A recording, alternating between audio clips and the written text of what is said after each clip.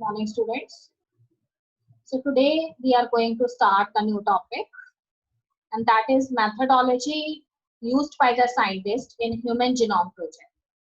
So far in my previous lectures, I have told you about the salient features of the Human Genome Project, what are the goals of this project, and why the project is known as a mega project.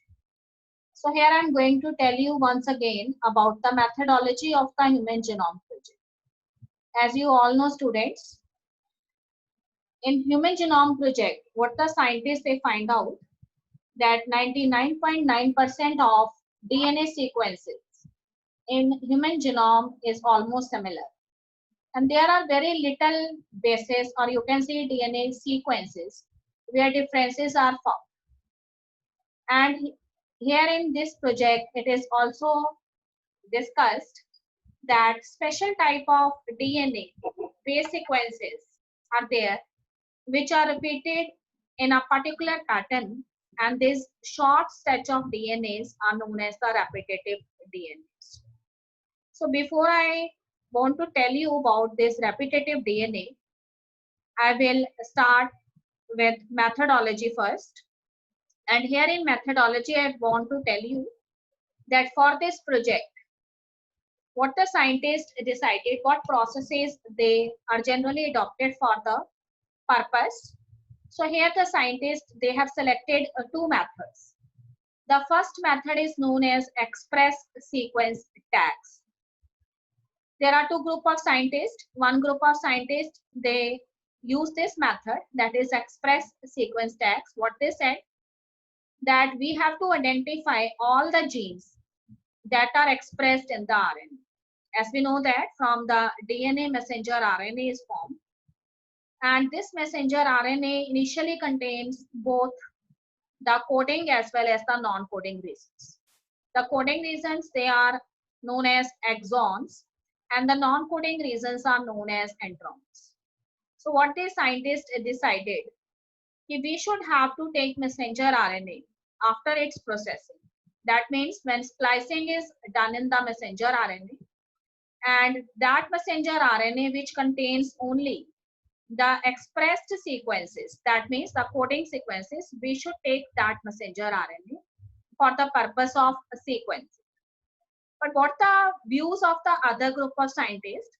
So these other group of scientists, they thought that it is not always true that the non-coding sequences, or which we called introns, they do not have any function in the DNA. So instead of taking the processed messenger RNA, we should take the messenger RNA that contains both the coding as well as the non-coding sequences. That means both the exons as well as the introns. So the next method, or the second method, it is known as sequence annotation. So here they said, for sequencing the whole set of genome that contain all the coding as well as the non-coding sequences, they should be selected, and later assigning different regions in the sequence with the functions. So what they did at that time, they select one cell, they isolate the DNA from the cell. As we know that this DNA is actually present in the chromosomes or chromonemata, that is present in the nucleus, and these are thread-like structures. And these chromatin fibers, or you can say chromonemata, or chromosomes, in which DNA is present, that DNA is isolated from it with the help of certain enzymes, which can easily break the cells. So different kind of enzymes, they were used by the scientists at that time for the isolation of the DNA. Now once the DNA get isolated, what the scientists did, the scientists, they make the fragments of this DNA, and for the purpose of fragmentation of DNA, they use special type of enzymes which are known as restriction endonucleases. So these restriction endonucleases, they are also known as the molecular scissors, and they are very specific type of enzyme as they cut the DNA strand from within. And in this way, so many fragments of the DNA are obtained. Now the next thing that comes in the mind of the scientist is, as they obtain these fragments, They have to separate these fragments. And for the purpose of separation of these fragments, they use one special technique, and that is known as agarose gel electrophoresis. And here in this technique, there is a container, and on this container, they pour the agarose gel. So agarose gel is a type of a special gel which is obtained from seaweeds. And this agarose gel, as we put it on the container, earlier it is in the form of a liquid, but later it solidifies when it comes in contact with air. So this container, it has two wires attached on its left and right sides. On the left side, one wire is there that is connected with electricity, and on the right side also. So these may be considered as the positive and the negative terminals. And on the left side, they put the DNA into specific type of pits present on the left side, which are known as bells. On this, they pour the DNA samples whose separation is to be required. And later on, what they do, they supply electricity, they attach the positive and negative terminals with the electric switch. And in this way, the fragments, they keep on moving over the agarose gel, and their separation takes place according to their density. So lighter fragments, they come first towards the right side or positive terminal of the battery, and the bulky ones, they are at the back. Why these DNA fragments, they move towards the positive terminal, you know very well, because the DNA molecule, it has negative charge. So negative charge always attracted towards the positive terminal. So in this way, the fragmentation and separation is done by the scientist. The next is, in order to obtain more and more copies of these fragments, they put these fragments in different host organisms. And for this purpose, they use certain vectors.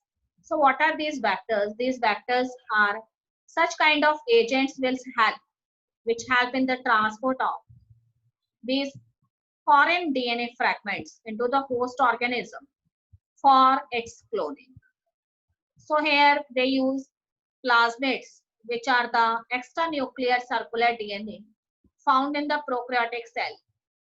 And through these plasmids, they insert this foreign DNA fragment, and these plasmids, they enter into the host genome, and in this way they form replicas, and as many replicas are formed by these plasmids, during cell division, as many copies of the fragment DNA is obtained.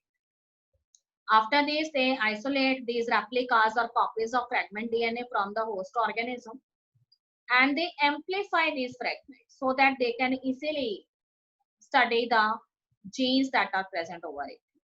And for this, they have used the technique of polymerase chain reaction, that is PCR. And with this technique, they amplify the DNA fragments.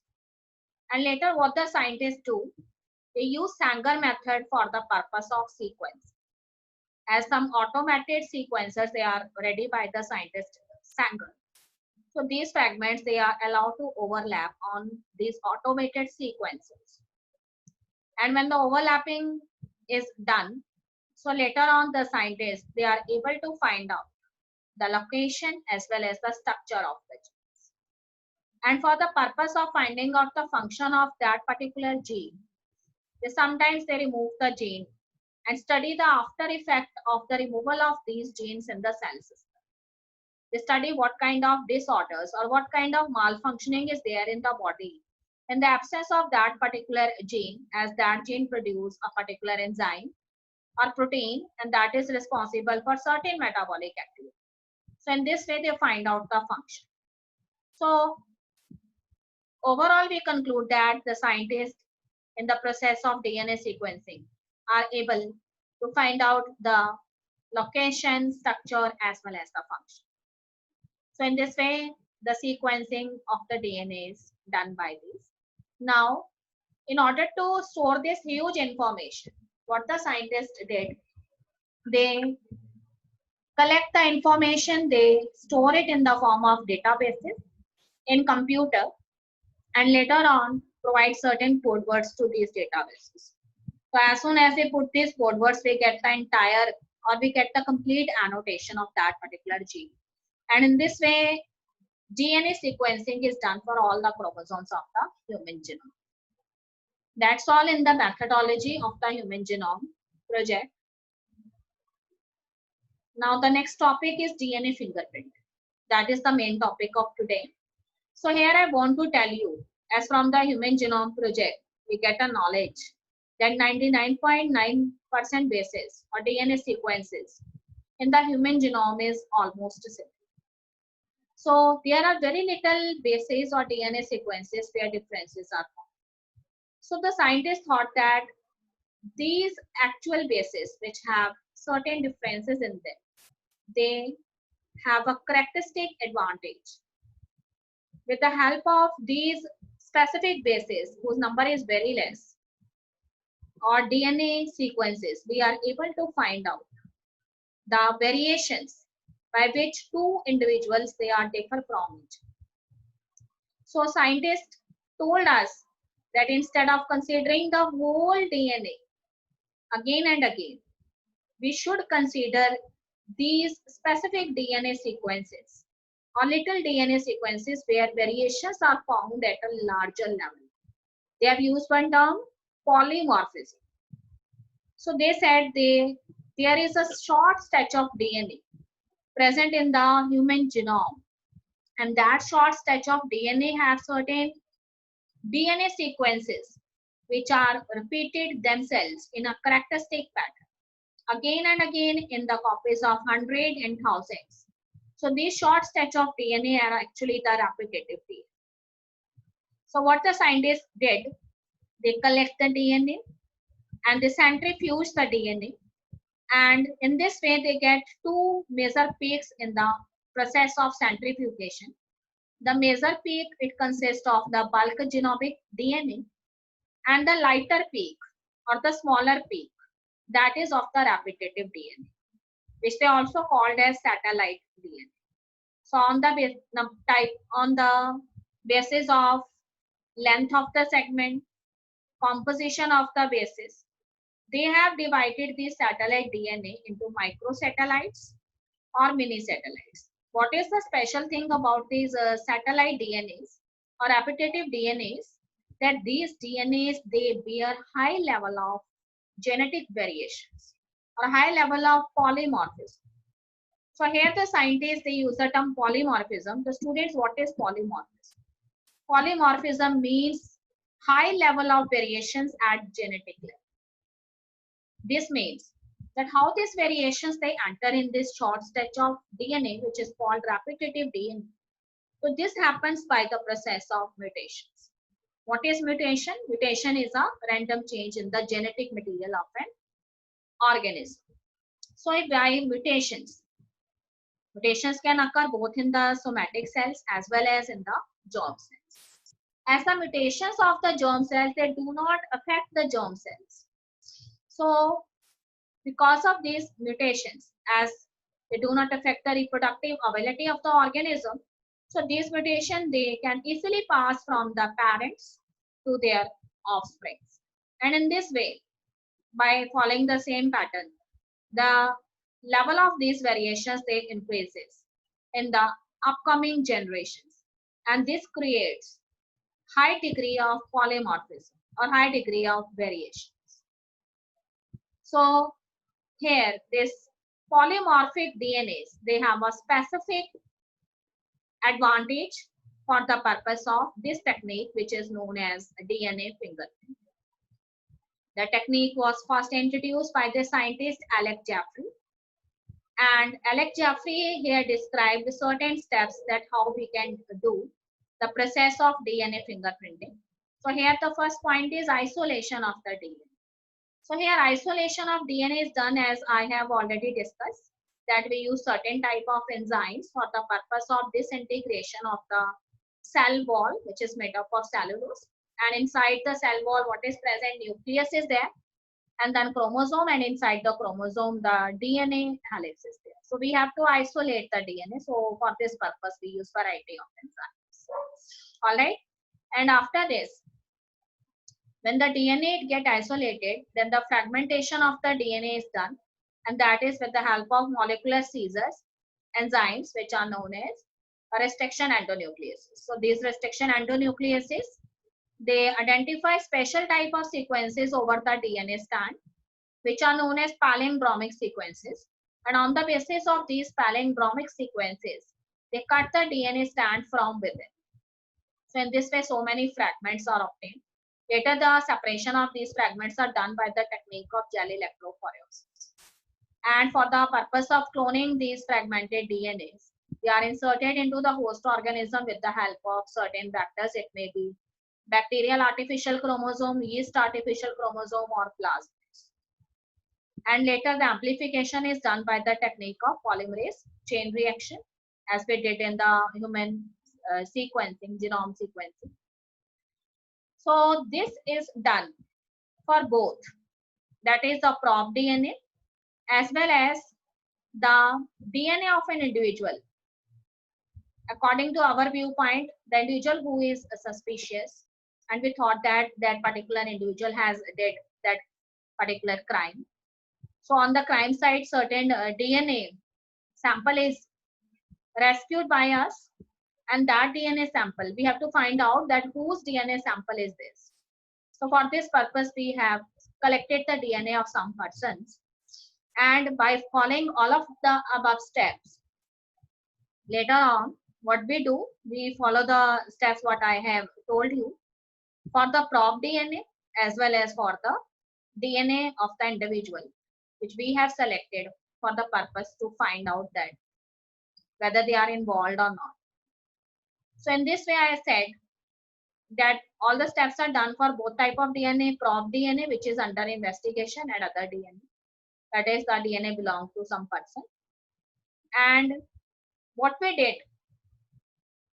the fragments of both type of DNAs, they are put over the nitrocellulose filters or nitrocellulose filter containing membrane. So here, the same thing is also done for the prop DNA, as there are certain overlapping sequences present in both type of DNA. So hybridization is taken. Hybridization takes.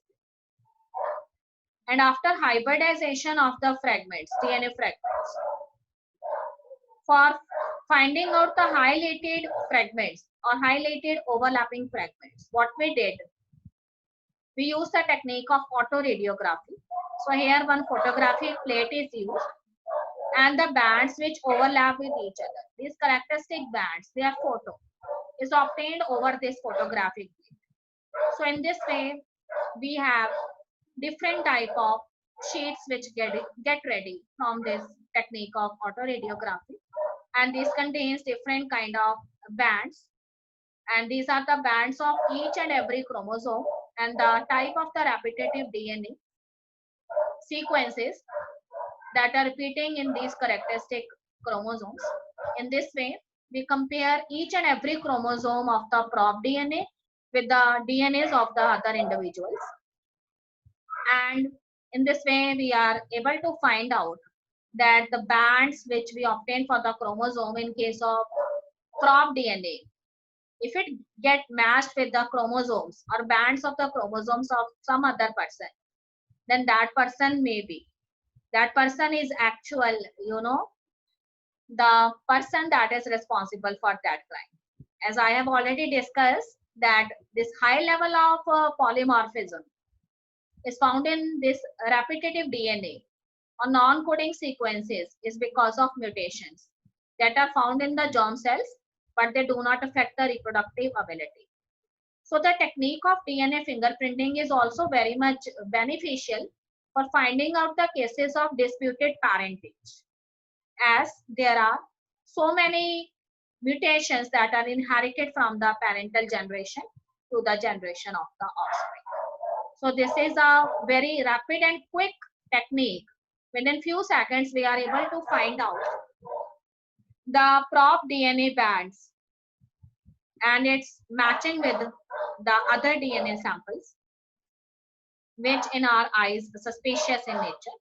So in this way, the technique of DNA fingerprinting, it plays a significant role in solving various cases. So many cases in Indian history was done with the help of this technique of DNA fingerprinting, and one of the such cases Tandoor case, Tandoor Kand, and that is there in India. This case, where the husband he killed his wife and cut the body of the wife into so many fragments and later burn it under the tandoor. And from that tandoor, the DNA samples are collected. And on the basis of this technique of DNA fingerprinting, the members of the police department they are able to sort out the case. There is one another case that is related with the minister, Congress leader, Andy Tiwari. His biological son Rahul, who is not accepted by his father as his son. So that case is also solved later on by collecting the DNA samples from Mr. Tiwari and get it matched with the DNA of the biological son Rahul. So in this way, so many important cases that are handled by the technique of DNA fingerprinting. So DNA fingerprinting, it plays an important role in finding out the different type of persons who are involved in certain crimes. In case of disputed parentage, where the father is not accepted the child as his own. So in this way, it is a powerful technique in the field of forensic science. That's all in today's lecture. Students, have a nice